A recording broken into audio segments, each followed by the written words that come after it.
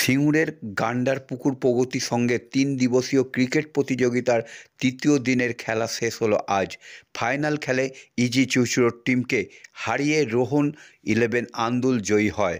প্রথম ব্যাট করতে নেমে 10 ওভারে 8 উইকেট হারিয়ে 68 রান করে ইজি চুঁচুড়া।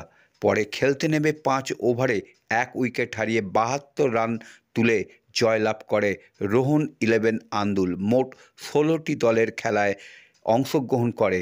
খেলার শেষে জয়ীদের 40,000 টাকা নগদ সহ পুরস্কার ও রানার্সদের 30,000 টাকা সহ অন্যান্য পুরস্কার তুলে দেয়। এই পুরস্কার বিতরণী মঞ্চে উপস্থিত ছিলেন মন্ত্রী বেচারাম মান্না, সিঙ্গুর থানার ভারপ্রাপ্ত আধিকারিক সুদীপ্ত সাধুকা সহ অন্যান্য বিশিষ্ট বর্গজনরা।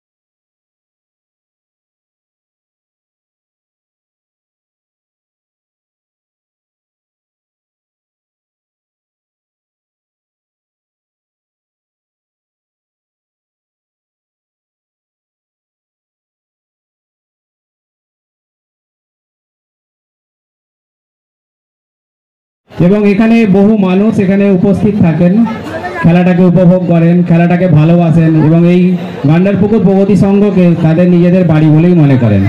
এই মাঠে বিভিন্ন ছেলেরা ফুটবল প্রশিক্ষণ নিতে আসে বা বড় বড় ছেলেরা তারাও ফুটবল খেলতে আসে, ক্রিকেটও খেলতে আসে। তাদের নিজেদের মধ্যেই একটাই মাঠ এইখানে, এই গান্ডারপুকুর বলুন বা আনন্দনগর বলুন, গোপালনগর বলুন বা এন্টার রতনপুর বলুন, সব ছেলেরা কিন্তু কোনো না কোনো সময়ে, আমরাও ছোটোবেলায়, আপনারাও ছোটোবেলায় কখনো না কখনো এই ক্লাবের বা এই মাঠেতে আপনাদের পদধূলি পড়েছে।